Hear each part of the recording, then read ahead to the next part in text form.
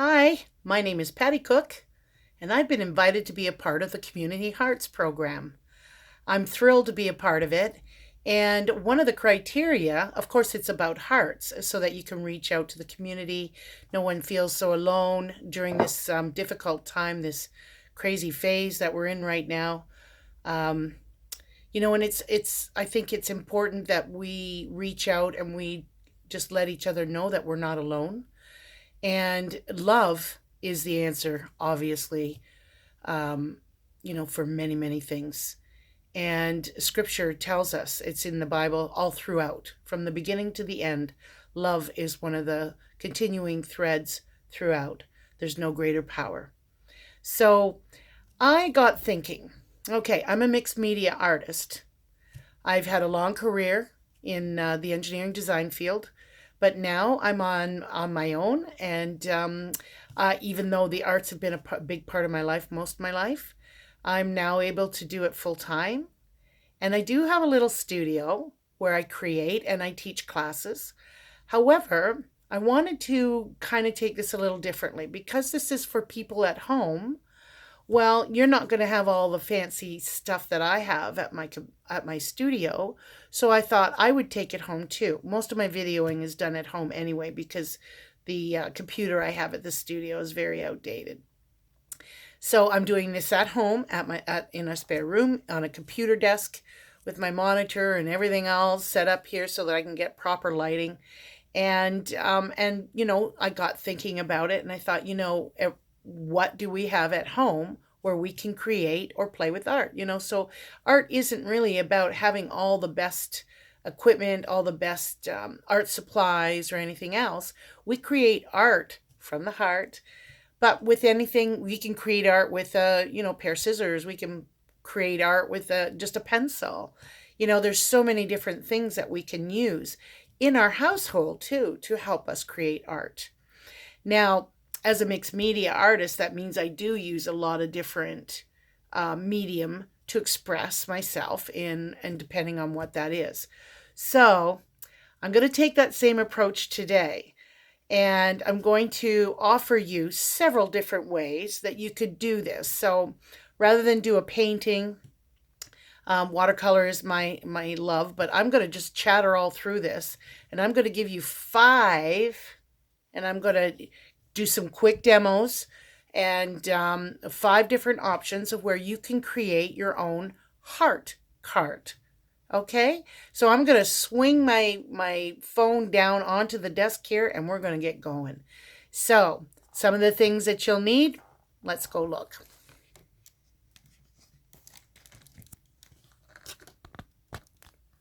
So we'll just get this down onto the table and hopefully we'll be able to see. I'll get some more light on this. There we go. And I think that you're able to pretty much see. So these are the five options that we have. This is a string heart. So you can make this with just ordinary thread. I had actually variegated thread. You can make bigger holes with a knitting needle and use yarn. Whatever you have at home, I'll show you exactly how to do that. I put one of my favorite scriptures on the front, and then I just took some cardstock and I wrote the actual scripture on inside, and then I covered up the back with a plain piece of paper. We also have with crayons. Do you have crayons at home? Well, why not make a collage of hearts, and then we'll slip it into a card just like that, and we can frame it and it becomes a lovely heart card. So there was a couple of those. I'll talk about those. So we also have optical heart art, right? So I'll show you how to do that.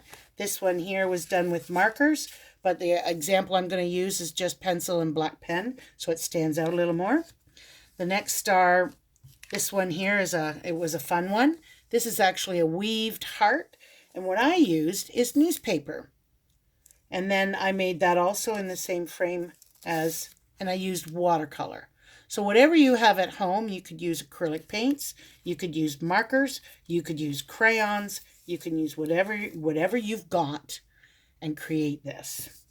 And then also I thought it would be fun for any of the older kids in the house or students.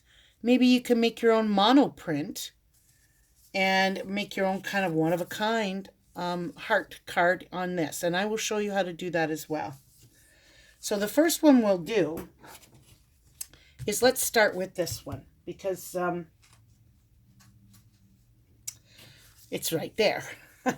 So basically, the other thing that you'll have in your household is probably computer paper. Everybody has a printer. So I thought that we would use printer paper to make our cards. Right? So we take a piece of printer paper, computer paper, it's 8.5 by 11, fold it in half, and then fold it in half again. And that gives us a card. And this is great because then we can make that sleeve if you want to do it with the cutout. I'll just take that out for now. If you want to do it with the cutout, right? So we fold it in half, we fold it in half again, and then that makes the card. So what I have here, first we'll put this aside and I'll show you with the card. So what I did here is I actually drew with a pencil. So you'll want a pencil. You can also use an eraser too, because some people like to make it exact. So if you don't need a really big ruler. So you can just measure 1, 2, 3, 4 1/4, and then you can cut that down in half at the 2 1/8 mark. That'll be the middle of your paper. You can draw a little line like that. So then that way you can get your heart shape right in the middle of the paper. I kind of eyeballed it, but I'm really, really impressed that I actually got these 2 points in the middle of the paper. So you'll want to draw your heart on there. And then what you'll do is you'll take a pair of scissors, right? We could take a pair of scissors. And you can cut that out. So to make the sleeves, yeah. So you just have to make a little cut. And then we will just go all the way around, right? And cut that out. Okay?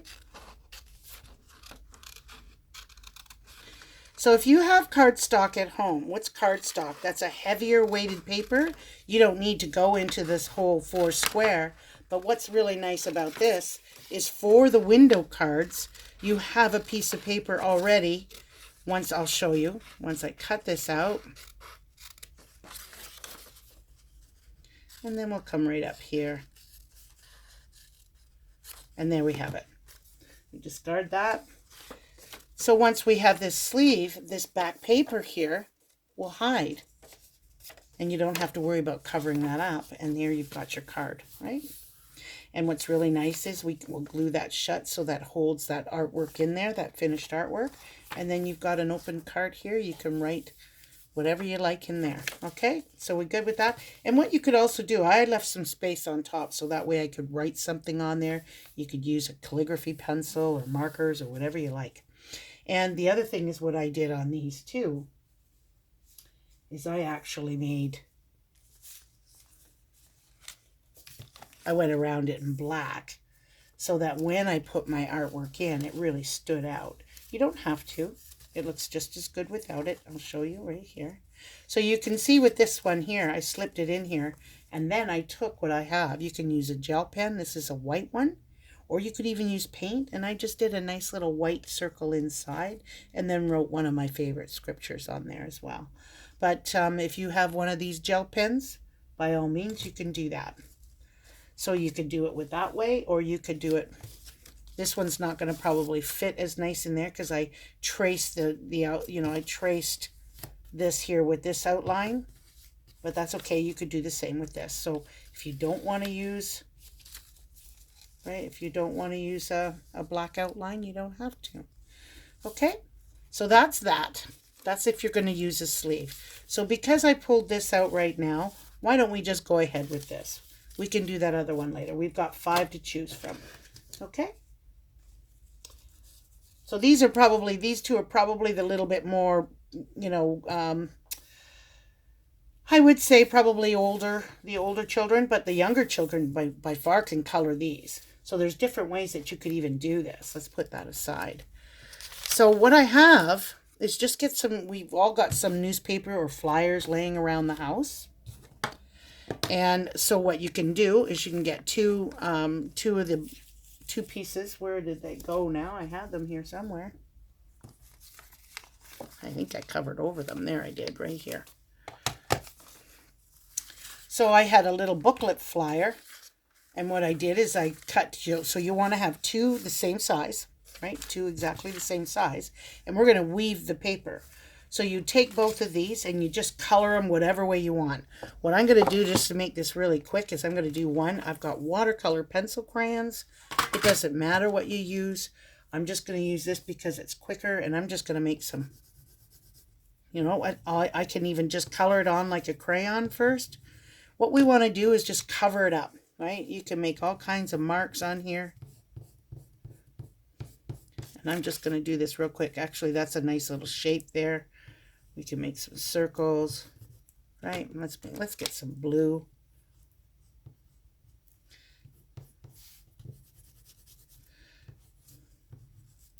And a little orange maybe. We don't want to get too close to that blue because orange and blue mixed together will make it gray. Let's get a yellow in here too. So even if that red and yellow mixed together, it would make a nice orange. Okay. So see, I just scribbled all over here with watercolor crayons. If you got watercolor pencils, same thing, it doesn't matter. Or even just watercolor in a palette, which I have here. I always keep watercolor at home. So then, or you can use markers. Have you got markers at home? Or you could use crayons. So why don't I just do crayons with this one? Right? Ooh, I like this color. That's a great color for a crayon.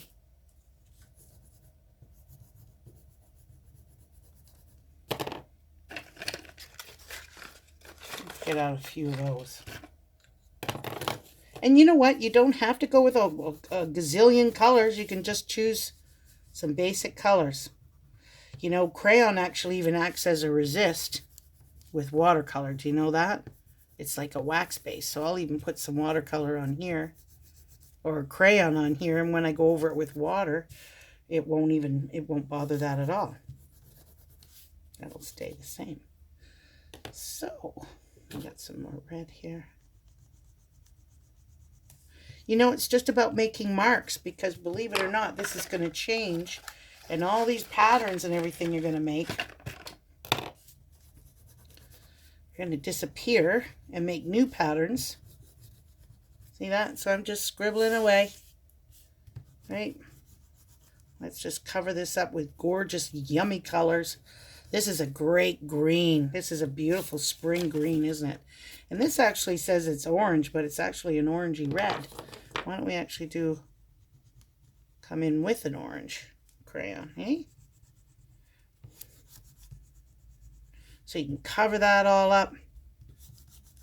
And then you know what you can do too, if you have a Sharpie, you can come in with a Sharpie. This is already black, so you can kind of make some. So it's also going to skim over the crayon. Markers it works great with. So let's make that into a shape. Here, I like this. I like this shape right here. See that? It makes it into a box. But because we have crayon on it, it's not going to show. But we can make all kinds of shapes. Maybe if I went over this with the black crayon, that would probably be better, wouldn't it? If I had done that with marker, that would have stood right out. So there we go. Here's a black crayon. There we go. Okay. So we got enough marks on there. Take your time. I'm just doing this for the purposes of the video, but you can stop it and do your thing. So now what we want to do, so that's watercolor, that's crayon. So with the watercolor, what I would do with that is then I would get a brush, dip it in water. Always have your brush and your rag ready. And then you just wet it out. Was this the crayon one? Nope, that's the crayon one. But I just went over the crayon and the watercolor. Didn't even bother it, right? So it becomes a resist. So there we go. Just add the water, and that activates that crayon and spreads that watercolor all over. So that's going to be very wet. So what you're going to want to do is put that aside so that dries. Okay, so let's put that aside.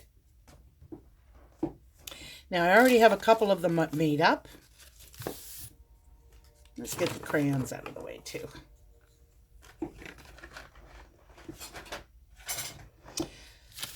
So this is done with acrylic. So what I did is I just painted one side with acrylic, made some marks on it. This one here was done with markers, and the same thing. So what I want you to do though is take one of them, and this is going to be our base, right? And you just fold over that. The reason why I fold over that is that actually gives us a guideline. That's where we want to stop cutting. Okay, I'm just going to get rid of the watercolors here too. So you're going to take that and you're going to cut strips this way. You can do some fat, you can do some thin, it doesn't matter. It's all the fatter and the thinner if you do a nice little variety. Now the reason why I like the newspaper, and I actually, if you notice, I actually use the crosswords, is it makes different really cool patterns on the surface. So that when you weave this all together, you're going to see a really kind of a cool surface pattern that takes shape because of the newspaper and all the different colors that you did.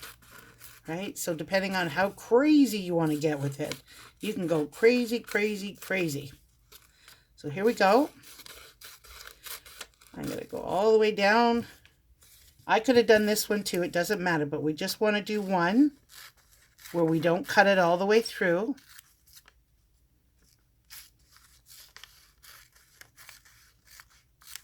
Right?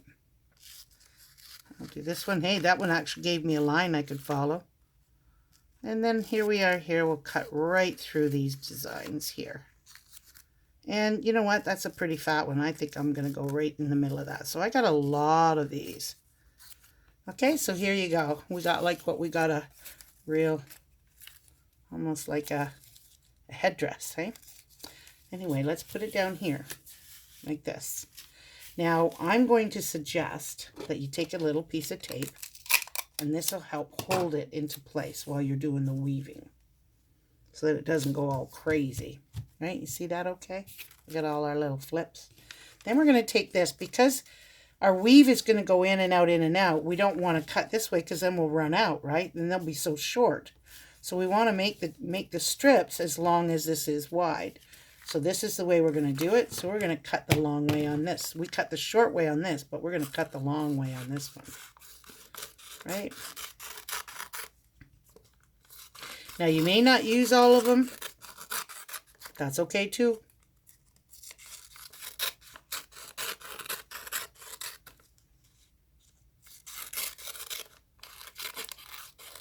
If you got bigger scissors, go ahead. I used bigger scissors in my last one, but I was thinking, you know, if you're at home and you don't have a whole lot of supplies, then just use with what you have, okay? That's the main thing here. You don't need to go out and buy anything new. If all you have is crayons, well, then you use crayons. Have you got pencil crayons? Then use the pencil crayons. You got just pencils? Wow, use just pencils. And actually, you can probably get some really cool magazine papers and stuff like that. And just do a whole bunch of different pages and strips. You don't have to take the one page, because in that way you'll get a whole bunch of really wild colors and things like that to make a beautiful weave.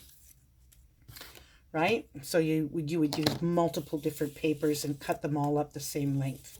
Okay, so now we've got all our separate little pieces of paper. So now we want to weave this in and out. So you're going to take one, right? You're going to take that first one. How about for the first one, we go over, and we're going to lift this one here, and we're going to take this and go under. So you're going to go over, under, over, under. But this first one right away, just doing this one, I've already taken care of 3. Over, under, over. Then we're going to take this next one here. Take that, see, so no, oh, you know the other thing too, which will help with young fingers? You take a piece of tape and you just put it on the edge there like that, And that will hold that little piece of paper in place while you're doing your weave. So that's over. So this one now becomes under. We flap that down. This one here is over. We go on the opposite every other one. Now that's going to be over. That's going to be under. The other extra one, there we go. One more. Look at how fast it gets once you get to the end, and it's not so awkward. And then this one here, there we go. There's our very first row. So then we can continue forward, right? So this next one actually is going to be under, isn't it? So it's going to be opposite of what our first row was. We can take a little piece of tape. We can hold that into place too, just like that. So we go, oh, this time we're going under. This one we're going to go over. So we're going to lift this one, tuck that under. So the same thing until we're all the way done. Okay? So that's going to go under. Oopsie. It's going to be a lot of fun. It'll be like, I'm a bit of a butterfingers, but I'm kind of used to that. I've been butterfingers for so long, I'm kind of used to it. See, look at that. And then this one here. So we ran out a little bit. So that's when I would take this tape off. And try to use, yeah, see, this was pretty sticky. Try to use maybe even masking tape, because masking tape isn't as sticky. And if you have your glue ready, you can always put a little dab of glue. So see, there's my second row. See how it's already changing the pattern? So you don't have to pick them all in order. You can just go through them. And if you don't even want a painted one in, you could do a blank one. But then that would kind of make all that work we did kind of useless, wouldn't it? But that's okay. If it looks right to you, and if that is what your artistic intent was, well, then you keep going with it. The whole point is, this is a lot of fun. You could do a lot of cards. Now, like I said, if you've got a heavier weighted paper at home, then by all means use that. It's just when it comes to the cards and the sleeves, I find that the computer paper works the best, and we all have that handy at home, right? You could even use lined paper. If all you have at home is your notebook lined paper, use that. This is when you start doing things like this, then you'll come up with all kinds of great ideas. See, and that one's over, that one's under. You get the picture? Look at how cool that looks now. Let's do a fat one. So this one's going to go under. See, it just gets a little bit easier. Or for some people, they might say a little harder. So I didn't bother taping that one this time. So I'm just going to go over. I'm going to just hold my finger on it. Then I'm just going to lift that back, tuck that under. Right? You can actually even move it up a little bit, and then when you're done, you just slide it down. Just like you would if in a natural, if you were working on a loom, right? And you were actually doing some weaving with your yarn or your wool. So this one's going to go over, this one's going to go under, that one's going to go over, this one's going to go under. See, I lift that up, over, under, over. So now, see this last one here, I got to get that to come over. But first, sometimes you might have to lick your finger just to slide that down. And then this one here, it's under, that's over, that's under, this one's over. Can't quite get it, but I'll fix that in the end. I got butterfingers here. Here we go. I know what to do. Nope, it didn't work. So I will fix that because it's a little bit short. Maybe I'll move that down a little, just like that. And then it'll make it easier. There we go. There we go. Woohoo. Stick with it. Okay, see how pretty cool that's starting to look? Why don't we use a little yellow this time? So this one's going to go over, right, under, over, under, over, under, over, under. Hey, that one went fit pretty quick. Now some of these are going to stretch out, so they shouldn't. There we go, right? And it's just because you've been working with the paper. So we're going to slide that one down now. Right? Look at that. Now, what you could do though, if you cut your opening, you can always measure to so oh, maybe you're tired, right? Nope, we still got a couple more rows to do.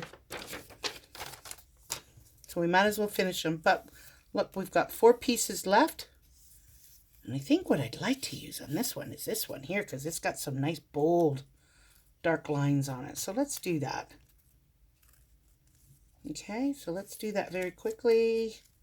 So this one here, I'm going through the whole demonstration for you, just so you can see it in action, because it really isn't that hard. It just can be finicky if you've got fat fingers like I do. But that doesn't stop me from trying.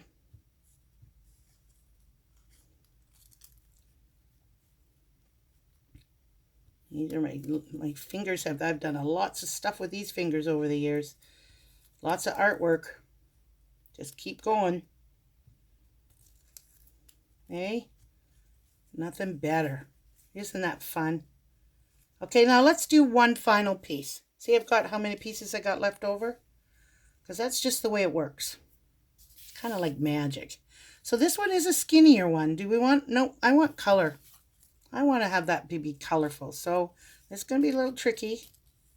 So I'm going to kind of weave it a little bit differently. Well, maybe not. Did on the other one. So no two are like. So over, under,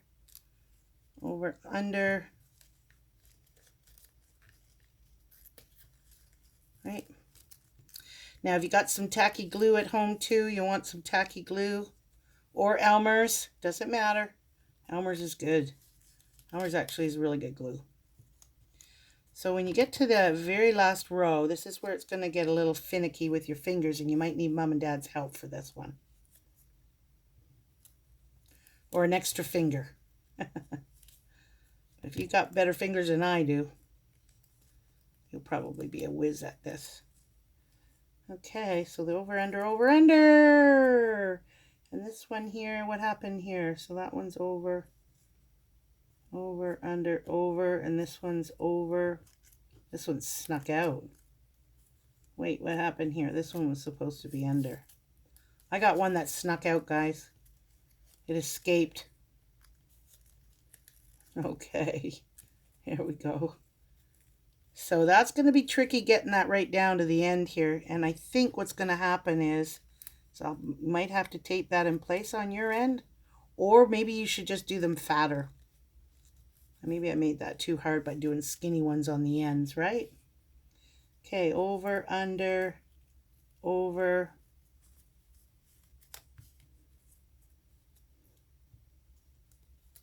under. So this one is just a little finicky. Holy moly, doesn't want to work. I'm going to need some help flipping that up. There we go. Okay. There we go.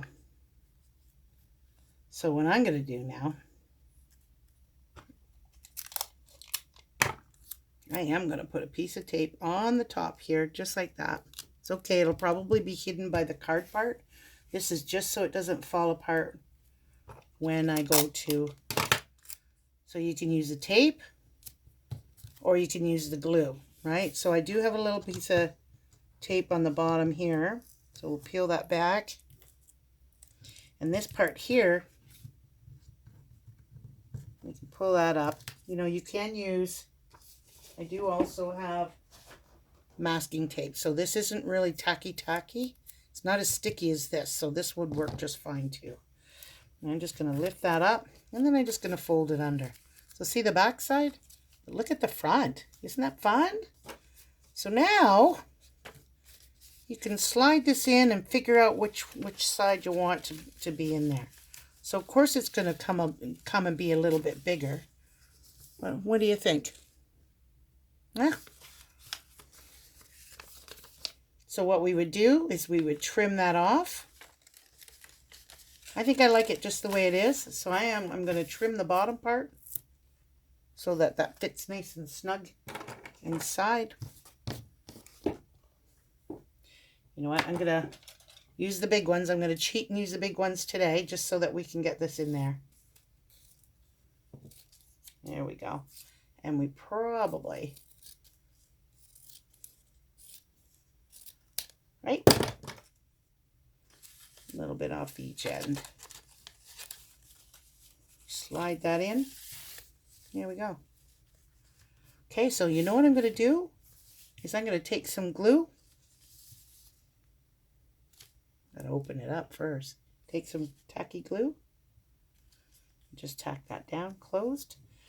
And then when that's dry, I'll come along and I'll tack it along all the way. And then, so that'll be a nice tight close. Look at that. Isn't that pretty? And then when you open it up, the back part's covered. You don't have to see it. That'll all be glued together. Okay? So the one's down. That's your very first one. Now the second one, let's get rid of these. We're going to need, now this is if you have already at home, or you could use anything, but I use, you see what we got here?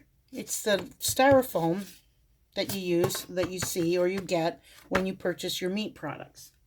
So this is going to actually act as a dual feature for me and for you. And I'm going to show you. So first off, I'm going to just move the pencil out of the way, and the glue, and the tape. And I'm going to get my rag, any old rag or paper towel. I like to use a rag because I can wash them and reuse them, and then when they're forever, then they get tossed. Okay, so this has to be done with acrylic because it's going to be done with acrylic paint. So you don't need a lot. I'm only going to use one color. That's why we call these monoprints. So it's going to be these. And it's so much fun. And so what I did is I actually mounted it on top. So if you have cardstock, right, you only need to have a half of a sheet of cardstock folded in the center, because that'll be strong enough because you're gluing that on top. But like I said, I'm making this user-friendly for everyone, and I'm quite sure that everybody has computer paper at home, okay? If not, use whatever paper you have. For instance, you can use a magazine paper and fold it as a card as well, and then just get some white paper or anything, kind of a blank on the inside that you can write on top, right? Sky's the limit. So let's put these just to a side, and I'm going to show you how I got these cool designs on here. So we're going to take one of these, you cut it up, and then you decide on a design. You can do it out on a piece of paper if you wanted to. For instance, if you're going to take one of those sheets of white paper, I got some extras here. See, I put everything aside so that it would be real super easy, and I just grab it, and then they get moved around. So see this? This was from a bigger one of these. So I cut it down, and I made some small. So you really don't need it very big, because it's just going to do a mono print that's going to cover a card, right? So here's two. These two here are the ones I made. I didn't want the centers to have paint in it, so that's why I cut out these centers here. Right? You see that? So that's why the centers, there is no paint in the center, but you do see a little bit of paint just around the edges. Now, how did I get this? These are the greatest little cheapy things that you can do at home to make these really fun monoprint cards. So, how we do this is we cut up one of these.